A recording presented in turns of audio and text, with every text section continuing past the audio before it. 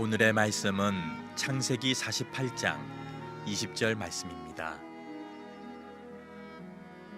그날에 그들에게 축복하여 이르되 이스라엘이 너로 말미암아 축복하기를 하나님이 내게 에브라임 같고 므낫세 같게 하시리라 하며 에브라임을 므낫세보다 앞세웠더라. 아멘. 이번 추석 명절 때 한 설문조사 업체에서 추석 보름달이 들어줬으면 하는 소원이 뭐냐라고 우리 국민들에게 설문조사를 했습니다. 17,000건의 응답이 있었는데 2위가 복권 당첨, 3위가 시험 잘 보는 거, 4위가 연애와 결혼하는 거. 그럼 1위가 뭐였을까요? 1위는 우리가 다 예상하는 거예요. 가족들의 건강을 소원하는 국민들이 제일 많았습니다.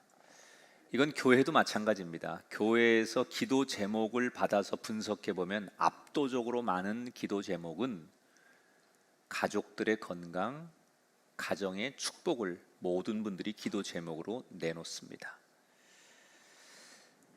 우리는 우리 가정이 잘 되는 게 내가 잘 되는 거라는 생각을 하지요. 그러나 지금 코로나19가 우리가 소원하는 가정을 만들지 않고 있습니다. 지금 그 기사를 보니까 코로나19로 인해서 전 세계, 우리나라도 마찬가지인데 이혼율이 급증하고 있다. 코로나19 이전에는 각자 바쁘게 살다 보니까 시간 될 때만 가정에서 모여서 뭘 해서 그래도 충돌이 덜 했는데 이 코로나 때문에 모든 사람들이 다 집으로 모이니까 부부간의 관계가 좋아지는 게 아니라 더 불편해지고 또 가족들끼리 갈등이 있어서 이렇게 더 이상은 못 살겠다. 그래서 코로나가 이혼을 부채질하고 있다. 이런 통계가 지금 나오고 있습니다.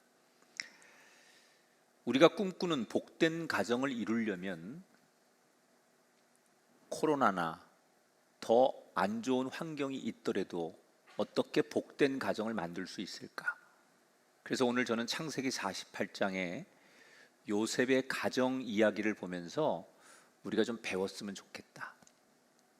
지난 시간에 요셉의 아버지 야곱이 이제 임종을 앞두고 요셉에게 강력한 유언을 하는 장면을 여러분에게 소개해 드렸습니다. 그리고 그 유언을 한 뒤 얼마 지나지 않아서 아버지 야곱이 위중하다는 얘기를 요셉이 듣게 됩니다. 아버지가 곧 운명하실 것 같다, 그런 얘기겠죠. 이때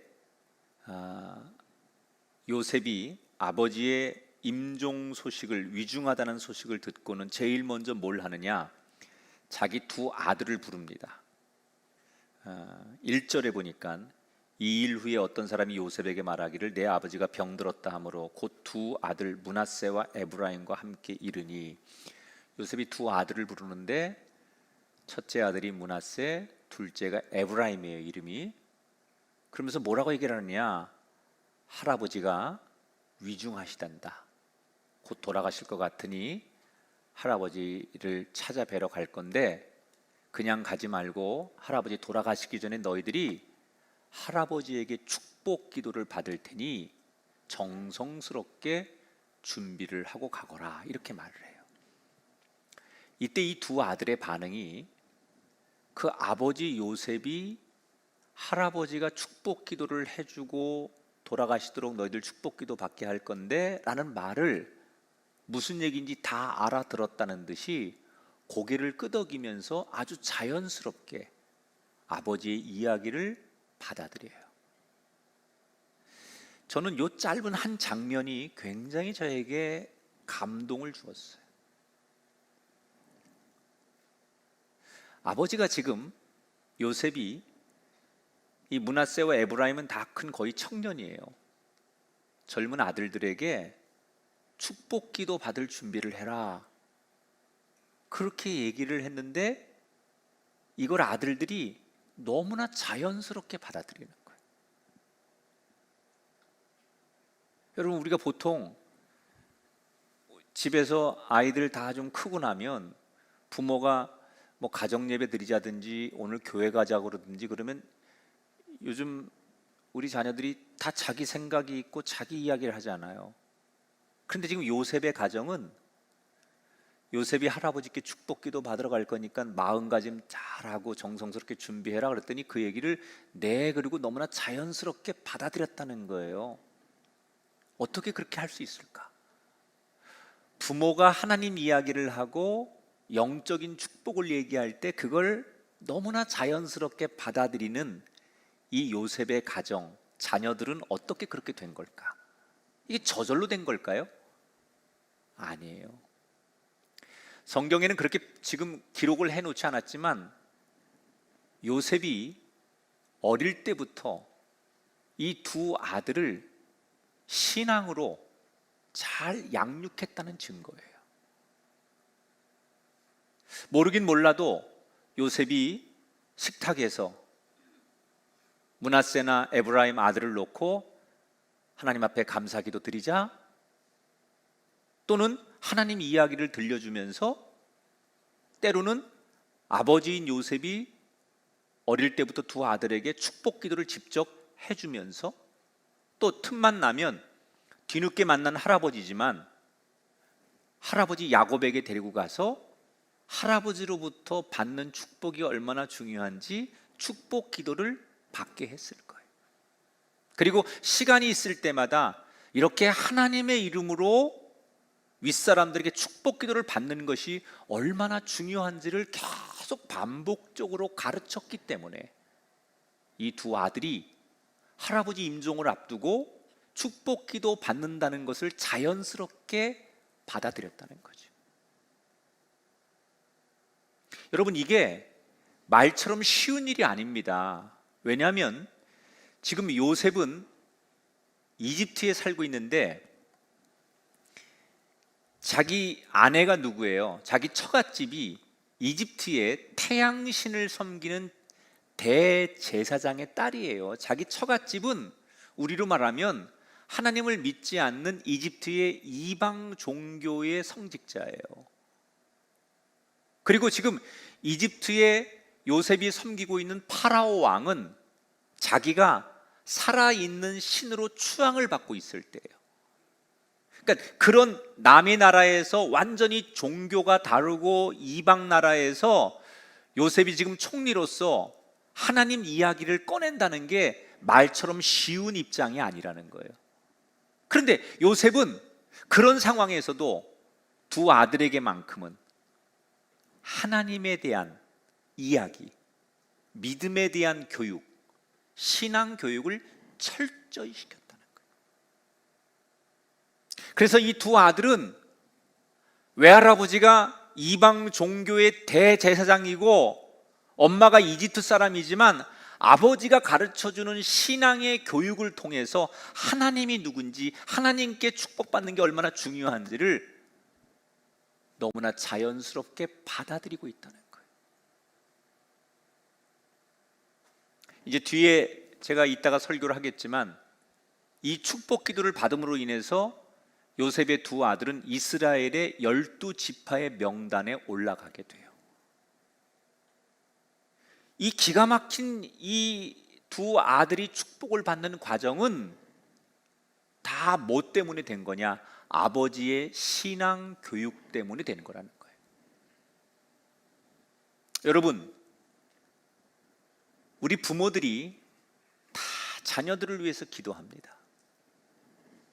표현은 저마다 조금씩 다르지만 우리는 우리의 자녀들을 품고 각자 다 자녀를 위해서 기도해요.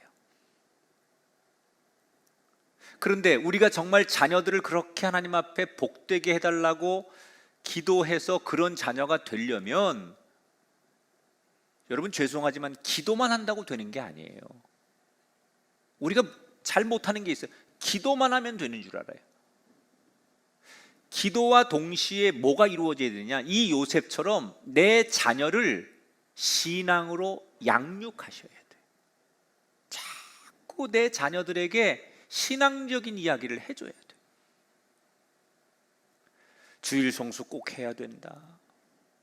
어디를 가서 어떻게 살아도 하나님 앞에 예배하고 하나님의 사람이라는 걸 잊으면 안 되고, 너 아무리 힘들어도 하나님 앞에 정직하게 11조하는 생활 꼭 해야 된다. 이런 걸 늘 부모들이 가르쳐야 된다는 거예요. 근데 우리는 언젠가부터 내 처지, 내 상황이 자녀들에게 그럴 만한 말을 할 만한 입장이 안 된다고 생각을 하는지, 자녀들에게 그런 신앙의 양육 교육을 안 해요.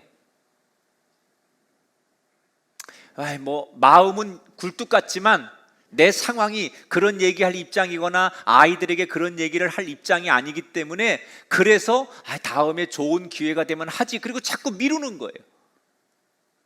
여러분, 대단히 잘못하시는 거예요. 지금 여러분의 자녀의 하루가 앞으로 10년, 20년의 인생을 결정하게 됩니다. 물론 제가 말하는 이 신앙의 양육이라는 것은 어릴 때 하면 더 좋지만요, 머리가 다 크고 결혼해서 가정을 갖고 자식을 낳고 살아도 부모가 자식에게 해줄 수 있는 이야기는, 야곱이 지금 죽기 전에라도 자기 자녀들을 위해 축복기도 해주는 것처럼, 부모는 자녀가 다 성장해서 부모보다 더 잘 되었어도 늘 부모는 습관적으로나 입버릇처럼 자녀에게 신앙의 양육을 해야 돼요. 요셉이 그걸 잘한 거예요.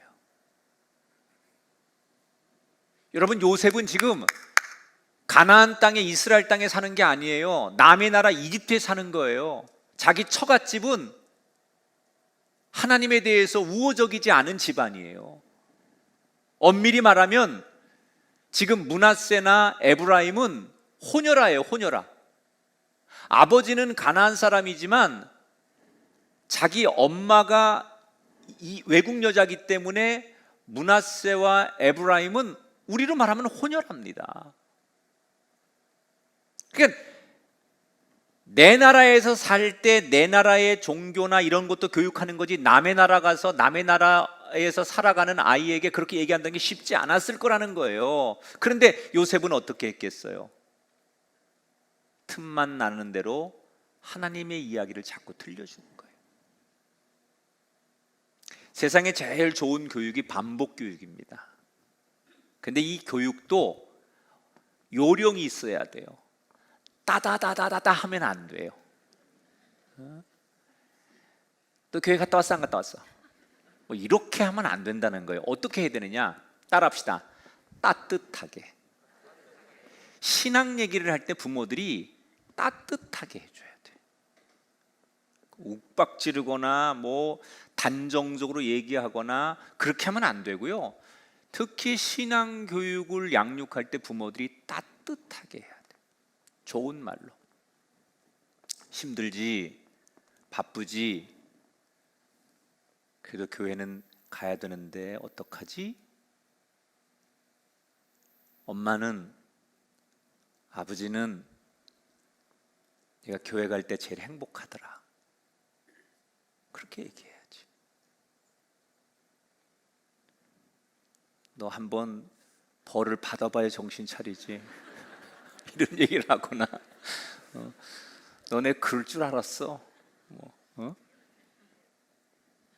이렇게 하면 사람들이 같은, 이게 의도는 좋지만 반발 심리가 생긴다는 거죠.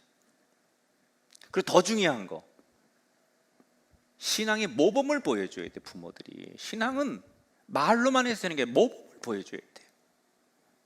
부모님들이 늘 그렇게 말씀을 듣고 기도하고 하나님 앞에 순종하는 모습을 모범으로 보여줄 때 자녀들은 그렇게 하는 거구나 라는 거를 배우게 돼요. 그래서 우리 자녀들이 언젠가 예배하는 게 너무 당연한 거고, 주일이면 교회 가는 게 너무 당연한 거고, 말씀을 의지하는 게 너무 당연한 거고, 무슨 일이 있을 때마다 무릎 꿇고 기도하는 것이 너무나 당연한 우리의 자녀가 되도록, 그것은 부모의 신앙의 양육에 달려 있다는 거예요.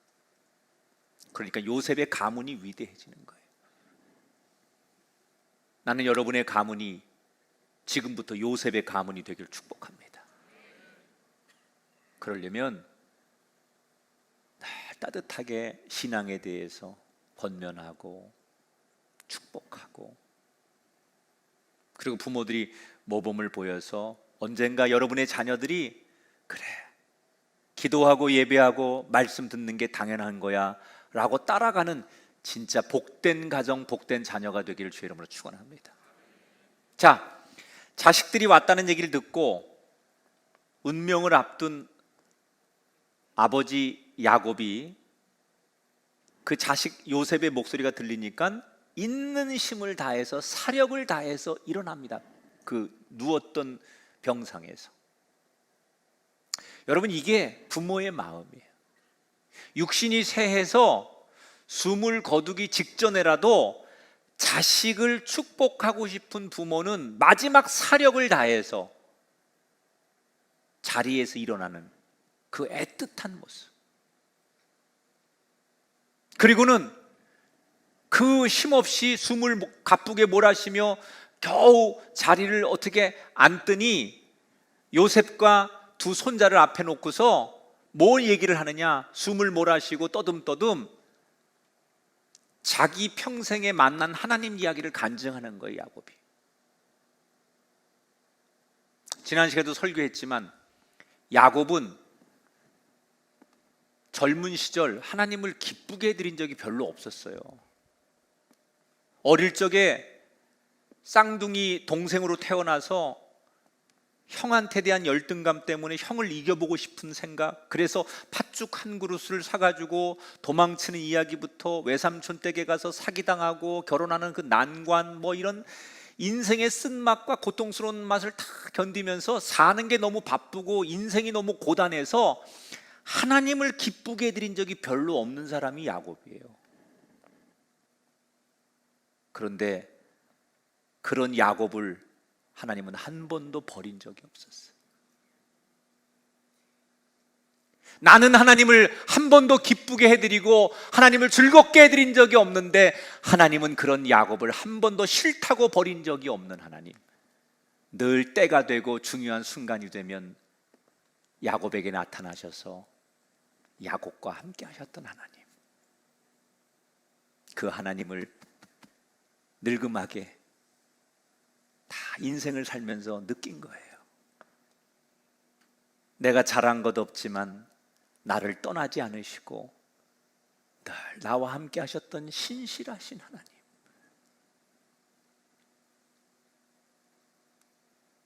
그리고는 하나님 얘기를 한참 하는데 오늘 성경에 보면 축복을 하기 위해서 하나님 얘기를 꺼낸 건데 야곱이 자식들 앞에서 세상 얘기, 무슨 자기가 살아온 인간적인 얘기, 돈 버는 얘기, 권력에 대한 얘기, 이런 얘기는 하나도 없어요. 처음부터 마지막까지 다 하나님 얘기만 있어요.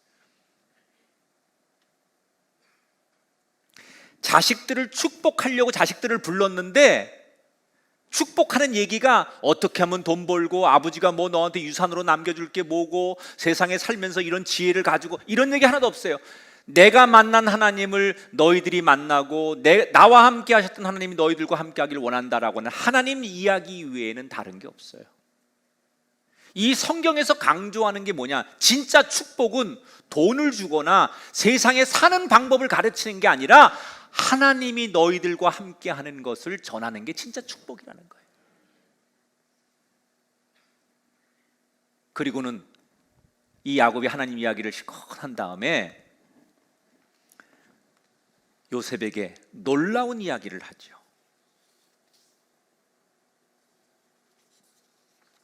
5절에 보니까 이렇게 얘기합니다. 요셉에게 에브라임과 므낫세는 내 것이라 루벤과 시므온처럼 내 것이 될 것이다. 이게 무슨 얘기냐면, 요셉아, 내가 데려온 애들이 네 아들이더냐 묻지요. 확인하는 거예요. 이건 몰라서 묻는 게 아니라 영적으로 축복하기 전에 다시 한번 확인하는 거예요. 우리가 세례할 때 다 알지만 누구를 다시 한번 이름을 부르잖아요. 김학중 이렇게 부르는 건 확인하는 거거든요.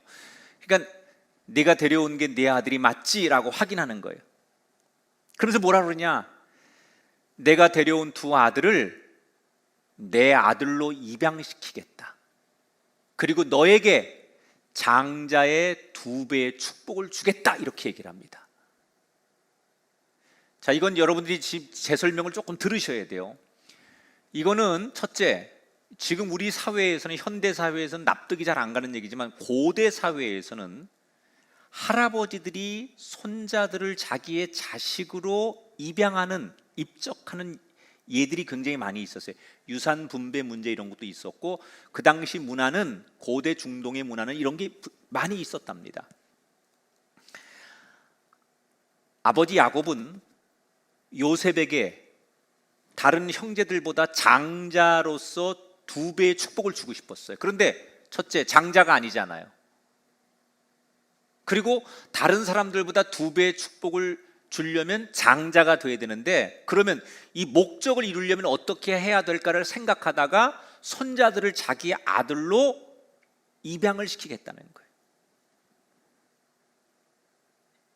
그러면 장자는 다른 아들보다 2배의 축복을 받아요. 그러니까 유산도 받죠. 여기서 말하는 것은 단순히 부모가 남기는 유산을 물려받는다, 그런 뜻도 있겠지만 축복권을 얘기하는 거거든요. 요셉은 여러분 당대 이집트의 총리인데 무슨 돈이 더 필요했겠어요? 이건 아버지가 주는 영적인 축복을 다른 형제들보다 2배를 더 받을 수 있다라는 것을 함축하는 의미예요.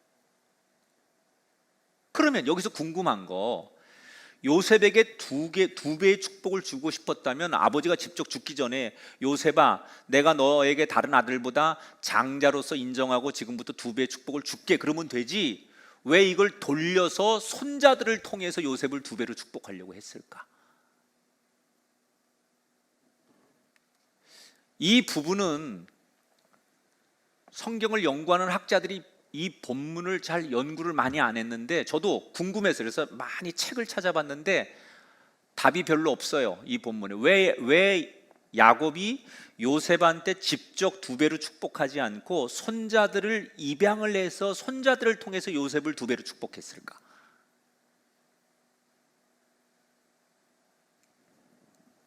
제가 생각한 거, 이거는 제가 성경을 보면서 나름대로 연구해서 생각한 건 2가지 이유가 있는데, 첫째는 지금 요셉은 현 직분이 이집트의 총리예요. 그래서 가나안에서 이스라엘 사람이지만 사실 요셉은 철저히 이집트 총리로 살아야 되는 이집트 사람이어야 돼요. 그래서 가능하면 이집트 사람이라고 하는 공적인 자리가 훼손되지 않게 하려면 요셉을 안 끌어들이는 게 좋겠다. 그러니까 요셉에 대한 배려예요. 2번째는 아버지 야곱이 어릴 때부터 요셉을 더 끔찍히 사랑하고 편애했기 때문에 다른 형제들이 그것이 시기와 미움과 질투의 대상이 돼서 요셉이 어려움을 당하고 그것 때문에 늘 형제들끼리 다퉜잖아요.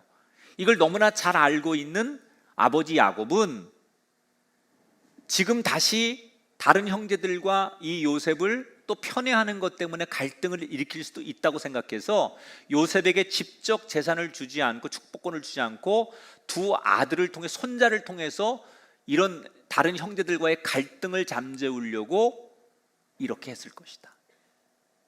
3번째는 요셉에 대한 고마움이에요. 여러분, 지금 요셉이 아니었으면 요셉의 가문은 벌써 망했어요. 흉년을 통해서 먹을 것도 없었고 살아갈 방법도 없었는데 요셉이 먼저 이집트에 와서 총리가 되어서 자리를 잡아가지고 자신들을 이집트로 지금 다 이민을 오게 한 거 아니에요? 그래서 지금 자기들이 이렇게 이만큼 잘 살게 된 거예요. 그러니까 우리 가문은 요셉이 없었다면 불가능했을 것이다. 그렇게 고생해서 우리 가문을 지키고 일어선 그 아들에 대한 고마움, 그 아들을 배려함, 또 다른 아들과의 갈등을 일으키지 않게 하려고 하는 속 깊은 아버지의 마음이 들어있는 거예요. 그래서 손자들을 내 아들로 입양하겠다는 거예요. 여러분, 제가 여기서 하고 싶은 얘기 하나 있어요. 지금 야곱은 노환으로 임종을 눈앞에 두고 있는 거예요. 그럼 사람이 임종 직전의 그 모습은 기운이 없고 판단력이 없고 무슨 생각이 있겠어요? 여러분 임종하시는 분 보겠지만 완전히 모든 게 다 이렇게 꺼져가는 불과 같은 거 아닙니까? 그러니까 육신은 임종을 앞둬서 제대로 앉지도 못하고 숨도 제대로 말도 제대로 못하는 상황인데 단 하나 영적인 것만큼은 끝까지 깨어 있었다는 거예요.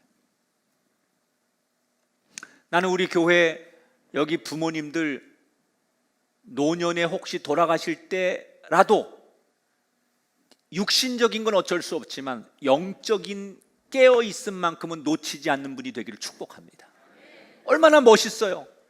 육체적으로는 다 저물어 가서 육체적으로는 죽어가는 모습이지만 영적으로는 정확한 판단력을 가지고 이 가문을 일으킨 요셉을 축복하기 위해서 다른 형제들과 여러 갈등들 이런 것들을 잠재우기 위해서 영적인 분별력을 가지고 손자를 아들로 입양시키는 그 영적인 깨어있는 아버지의 모습.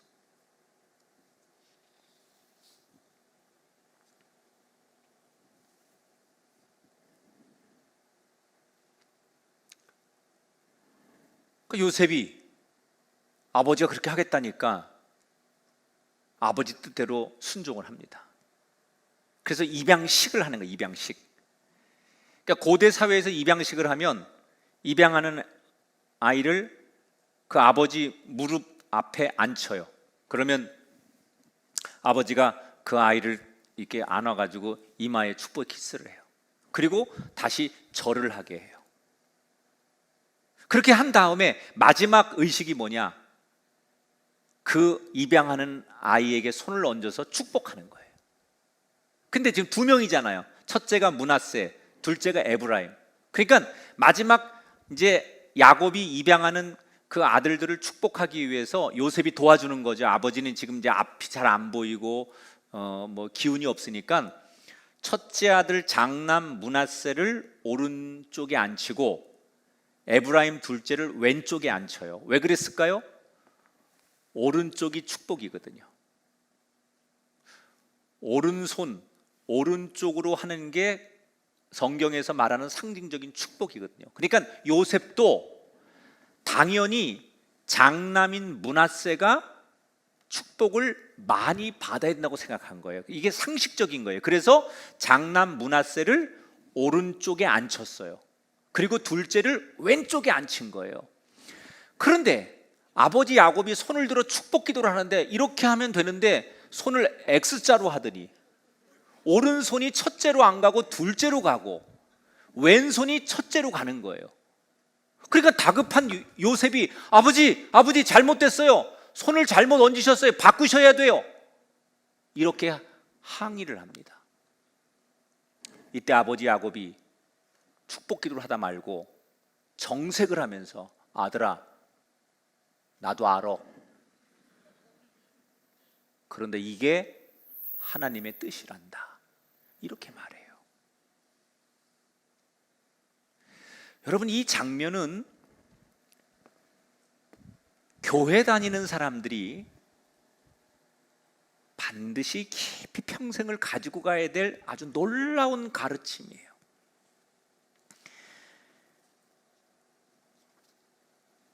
우리는 세상의 상식이나 사회적인 시선 이런 거를 보면 장남이 오른쪽에 앉는 거 당연한 거예요.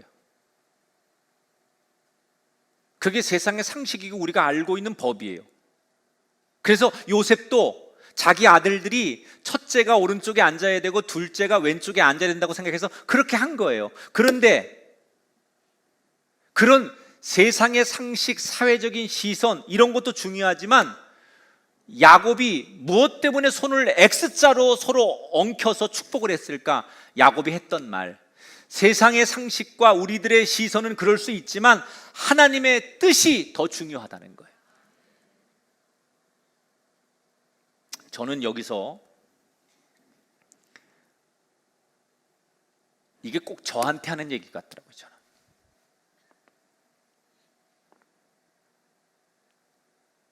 세상의 상식으로 보면 여러분 저보다 좋은 환경에서 살고 좋은 환경에서 공부하고 저보다 유능하고 똑똑하고 더 목회자로서 쓰임 받을 수 있는 조건이 세상엔 더 많습니다. 저보다.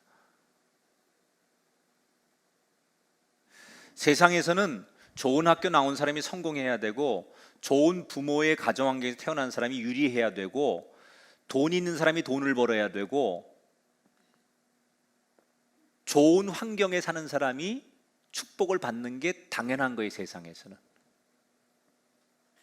그런데 세상의 상식과 세상의 법은 그런데 때때로 하나님의 뜻은 가장 연약하고 볼품없고 가장 못나고 가장 축복받을 조건이 안 됨에도 불구하고 하나님의 은혜가, 하나님의 시선이 그 사람에게 머물면 세상의 상식과 편견을 깨고 그 가장 미천하고 부족한 사람이 마치 장남이 축복을 받는 게 상식인데, 그게 세상의 기준인데, 그것을 뒤집어서 하나님의 은혜가 차남에게 갔던 것처럼 때때로 우리는 능력이 부족하고 가지고 있는 환경과 조건이 부족할지라도 하나님의 은혜가 우리에게 머물면 우리가 세상의 상식을 뛰어넘는 복의 주인공이 될 수 있다는 거예요. 그래서 우리에게 중요한 건 뭐예요? 하나님의 은혜예요. 저와 여러분이 이 세상에서 잘 될 수 있는 방법 중에 하나가 뭐냐? 하나님의 은혜가 내게 임하는 거예요. 저는 그 은혜를 입은 사람이에요.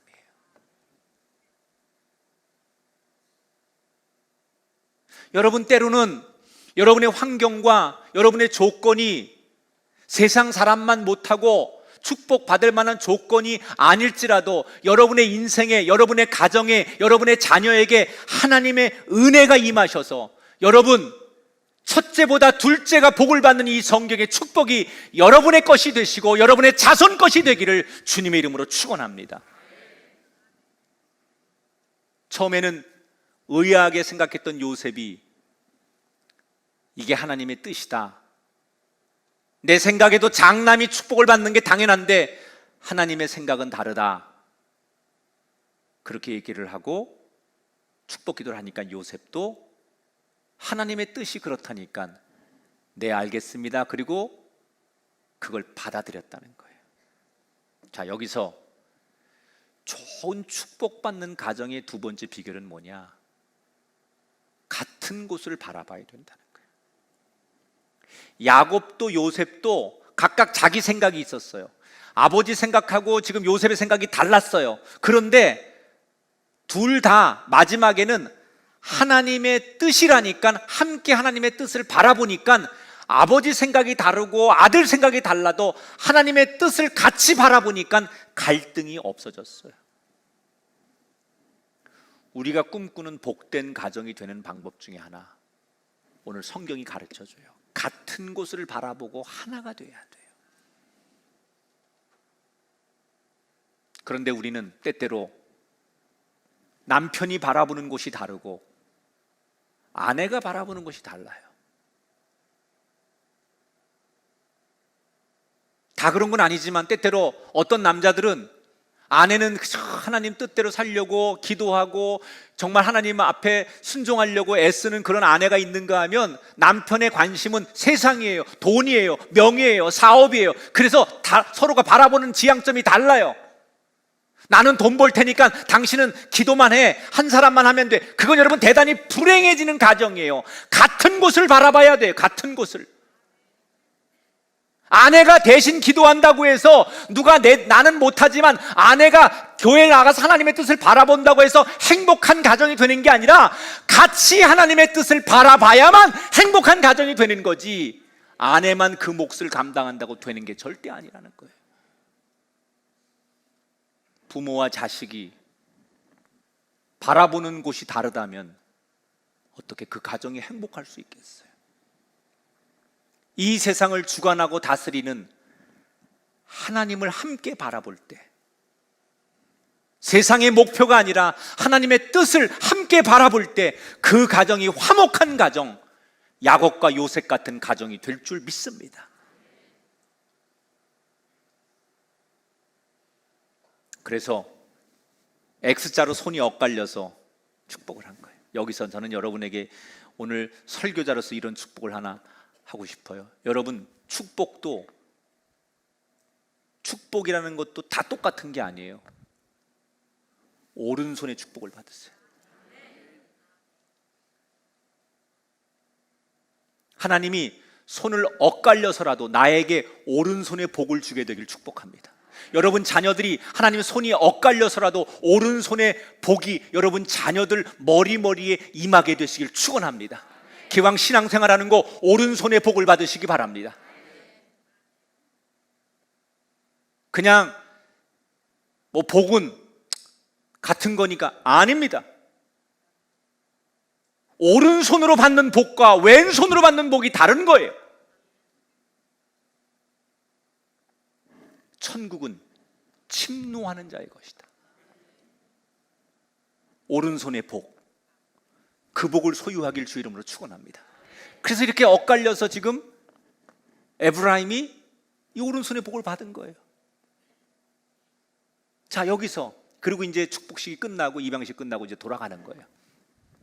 마지막 장면이에요. 제가 하고 싶은 얘기. 제가 이 장면에서 장남 므낫세의 표정을 본 거예요. 이렇게 얘는 완전히 지금 얼굴이 일그러지고 갑자기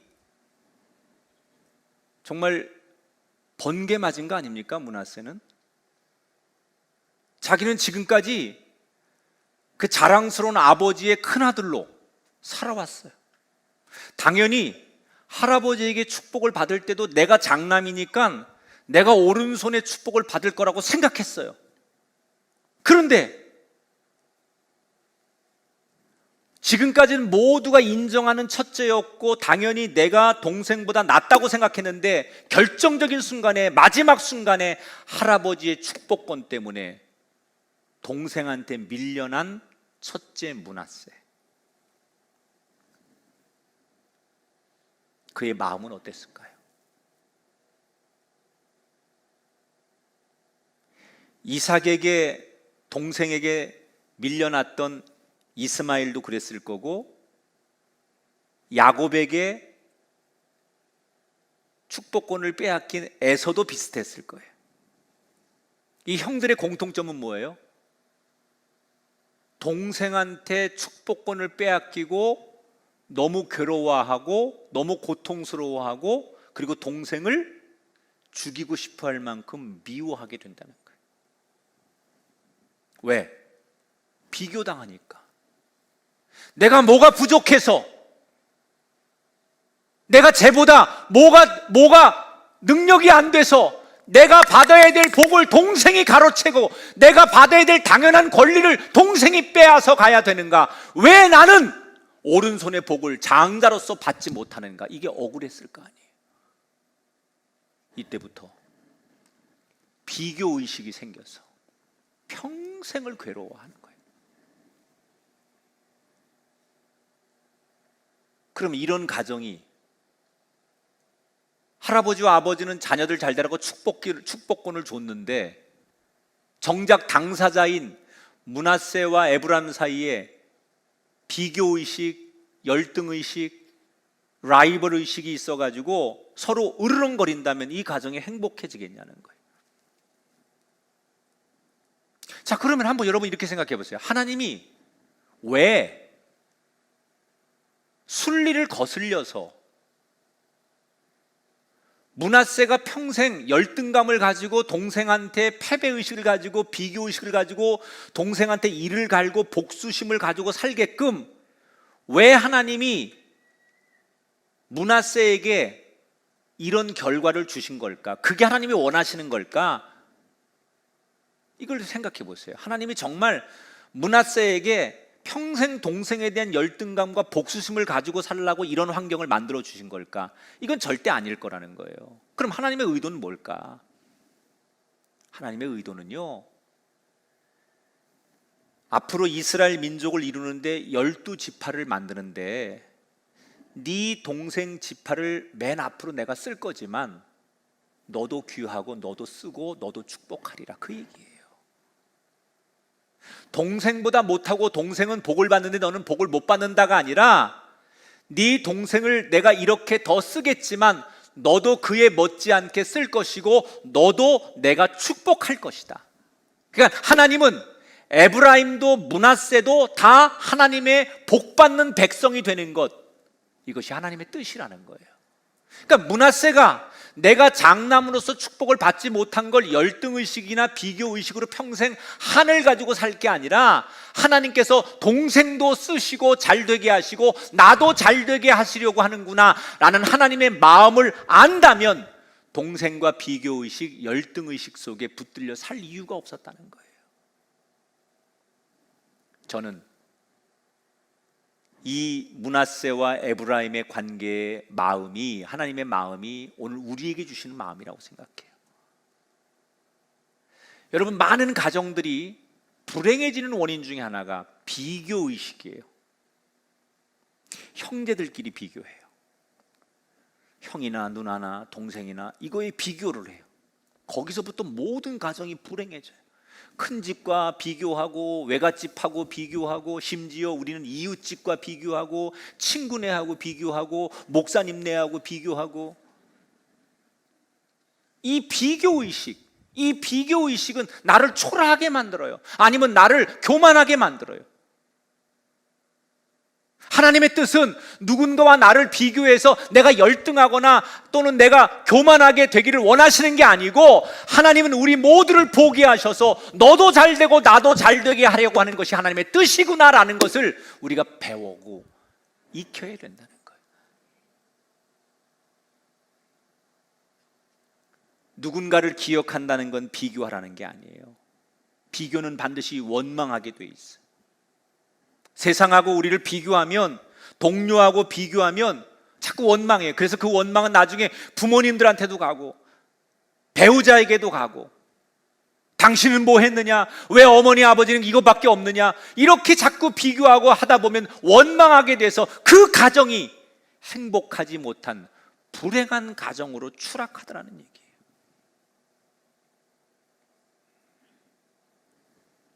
아니에요. 하나님은 에브라임도 므낫세도 다 잘되기를 원하세요. 하나님은 여러분 가정에 맞는 복을 주기를 원하세요. 중요한 건 하나님이 복 주시려고 하는 그 명단에 여러분의 가정이 들어 있으면 되는 거예요. 할렐루야. 하나님이 여러분의 가정을 축복하기로 손에 붙들고 있는 명단에 여러분의 가정이 있으면 되는 거지, 굳이 이 땅에 살면서 누구하고 비교하면서 그 사람이 나보다 낫고 못한 것 때문에 내가 축복을 받고 못 받고를 생각하지 말라는 거예요. 내가 받은 복을 세워보는 거예요. 이게 행복해지는 가정이에요. 말씀을 정리합니다. 무슨 일이 있어도 어떤 상황에서도 자녀들을 신앙으로 양육하는 부모의 책임을 다하셔야 돼요.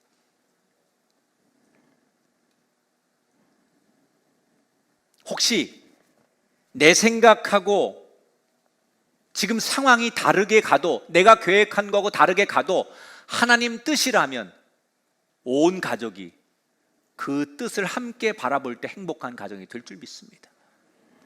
비교의식 버리시고 우리는 다 하나님의 백성임을, 하나님의 뜻을 헤아리는 순간 화목하고 복된 가정이 될 줄 믿으면서 여러분의 가문이 요셉의 가문이 되셔서 하나님 울타리 안에 지금보다 더 많이 여러분의 가문이 일어나시고 쓰임받게 되는 찬란한 요셉의 가문이 되시기를 주님의 이름으로 축원합니다. 이 세상을 살아가는 동안에 나의 힘을 의지할 수 없으니 기도하여 낙심하지 말 것을 주께서 참 소망이 되시니라. 이 세상을